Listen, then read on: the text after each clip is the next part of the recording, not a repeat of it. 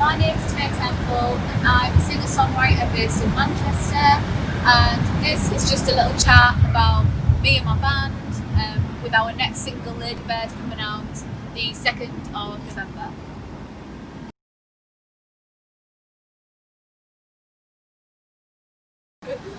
So Ladybird is basically about how cruel the standards are, especially for women, like beauty standards, because we have to be a certain weight, we have to look a certain way, we have to live a particular lifestyle, and for me it's just too much pressure and it's so unrealistic, and I feel like we're all getting conditioned to kind of feel this way, and I just kind of wanted to write this song to basically show people that it doesn't matter what you look like, it's your personality, your talents, what you want to do with your life is more important than looks. And yeah, I just think that it's not only women, it's also everyone in general, but it is more towards women. And that's why the main lyric is what's a lady without her red, because obviously a ladybird's main feature is her red, so it's kind of like playing on words with that and metaphors and stuff like that. But yeah, like, shouldn't go off looks, it should just be personality and things like that.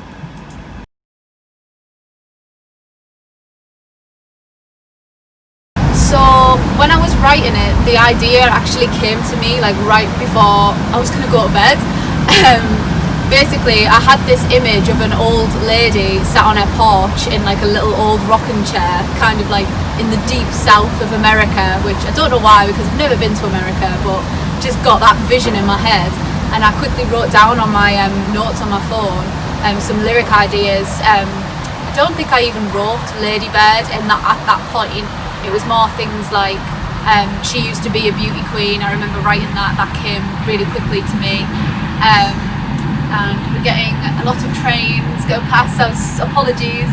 But yeah, so I got the image, like a visual image in my head first, and then I got like a few like ideas, like lyric wise, and then the next morning I got up and I was like, right, I want to finish that, and then I just kind of was fiddling around with chords and I got the lyrics. It all came to me quite quickly because I was really passionate about it. I do find that when I'm writing about something that I'm really passionate about, I write the song in like half an hour, whereas other ones where I have to think about it a bit more, it takes me longer.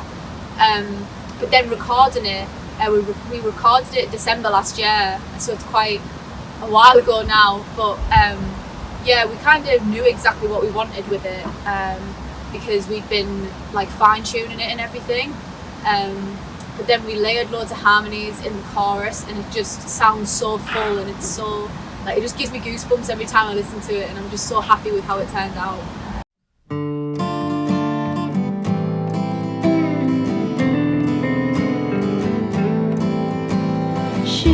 To be a beauty queen, talk of her little town.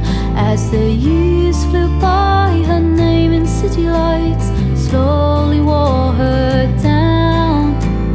This is the road, the path you chose. What did you expect?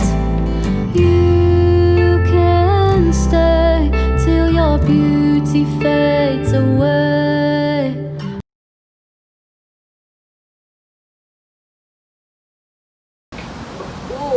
That's a good one. I feel like Jade Bird was a very big influence for Ladybird because she does like quite a lot of folky, like folk rock sort of vibes, and that's kind of what I was going for with this track.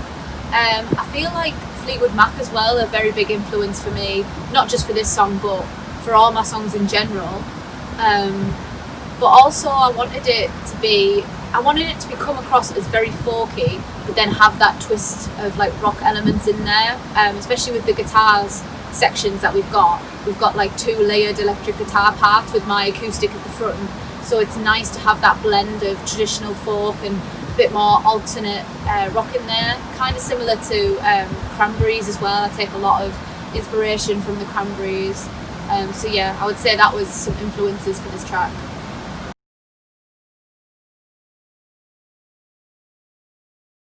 Oh, it's changed a lot. Like, it has changed an awful lot. I found that once I got the band behind me to support me, my writing has really developed, and I've really been able to fine tune exactly what I want to write. Because when I was obviously on my own, there's only so much you can explore with sounds and stuff when it's just you and your acoustic guitar. So obviously when I first started writing, it was mainly just like typical singer-songwriter, acoustic ballads sort of thing. Whereas now that we've got the band, it's become more folk pop, folk, like alternative folk rock, that kind of style. And it's just become a bit more grunge. I wouldn't say grunge, but a bit like rock elements in there. I don't know how to explain it, but hopefully that kind of explains it.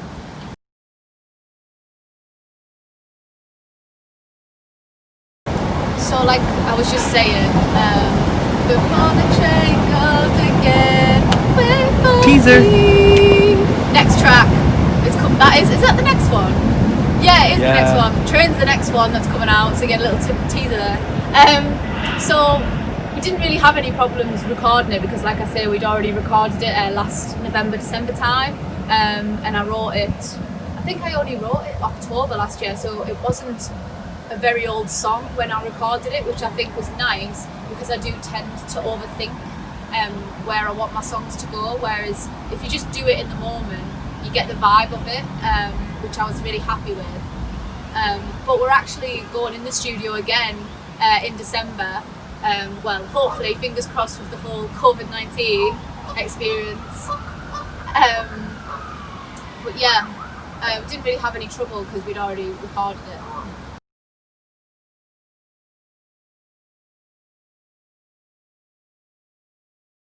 So with us, I feel like it's not changed massively for me because when I was doing live stuff, it wasn't a lot of like full band gigs. It was mainly like open mics and a few full band gigs here and there.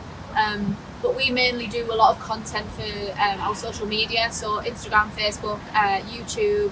We've just started a behind the scenes series on YouTube, which is just us as the band having a bit of banter while we were recording, and also just like using press shots and being interactive, like on my Instagram stories, asking my audience questions about like what music they like or questions about what they want to ask me, and just trying to be more active and more just genuine with my promoting, because I feel like quite a lot of bands are very much like, listen to this, do this, please do that, blah blah blah. Whereas for me personally, I don't engage with that.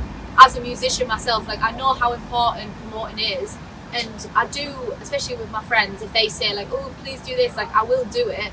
But if I didn't know them personally, I wouldn't have done that. So I feel like you do have to just be really genuine and just like try and build like a relationship with your fans and do it that way, rather than just being like, please do this, please do this, please do this. So it is just giving my audience a lot of content and being interactive with them and hoping that they connect with what I'm trying to do and what I'm trying to say, and that'll promote itself in a way. Without her,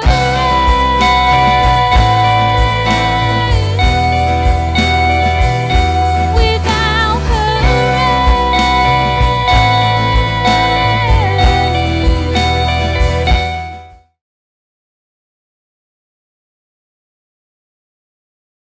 Yeah, so actually we've got so many hours of footage, and we've literally, like, I've only been doing like 4 to 5 minute little snippets, but I've got so much footage that I'm planning on editing.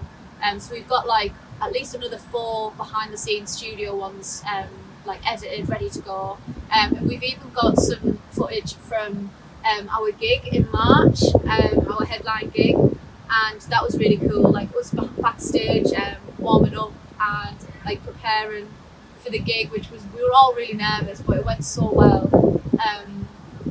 And then we're doing a photo shoot soon. We're gonna bring someone along as like a camera person and film behind the scenes of that.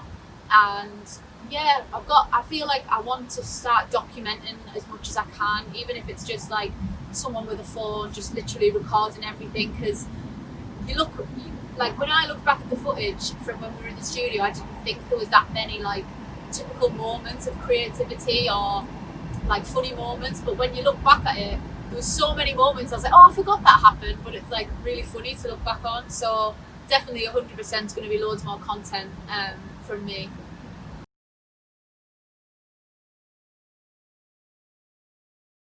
Yeah, so it has been really hard because I am a regular performer, even if it's not typical band gigs. I do open mics every week at least, and that really just helps me maintain my mental health and keep my positivity going. But within lockdown, I've done quite a lot of virtual live streams, which is really weird because you get to the end of the song and obviously you know when you're performing, like, people will clap and you like wait for them to stop clapping, so it's really weird in that sense, but at least you're still performing in a sense.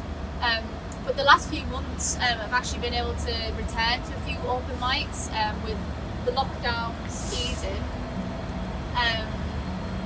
but we also had a gig booked last Friday, well this Friday, but it's been cancelled because of Tier 3, which is super annoying, but it's been rescheduled for the 3rd of December, so you can get your tickets for that now. They're available on Skiddle. If you go to my Instagram page at Tay Temple Music, the link's in my bio there to buy tickets. But yeah, it's been hard, but it's also allowed me time to focus on writing some new stuff, which is always something good to do. So yeah, it's been a blessing and a curse really with the lockdown.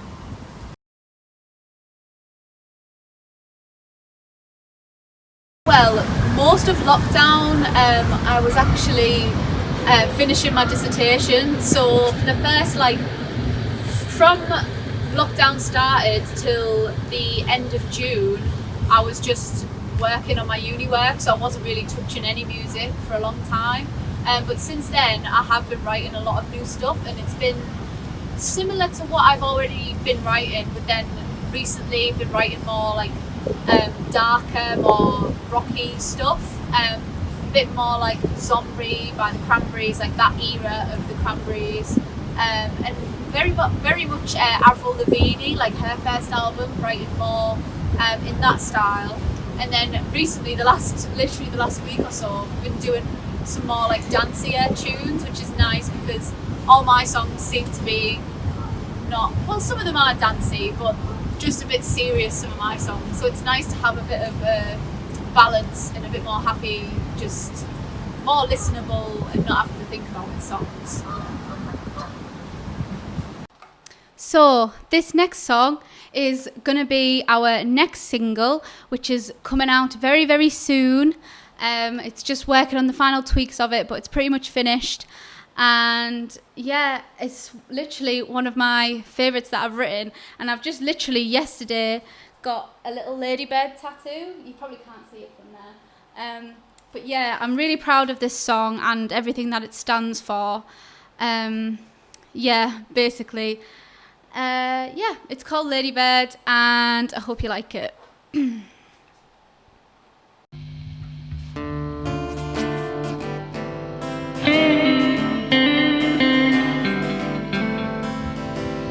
She used to be a beauty queen, talk of her little town. As the years flew by, her name in city lights slowly wore her down. This is the road, the path you chose. What did you expect? You can stay till your beauty fades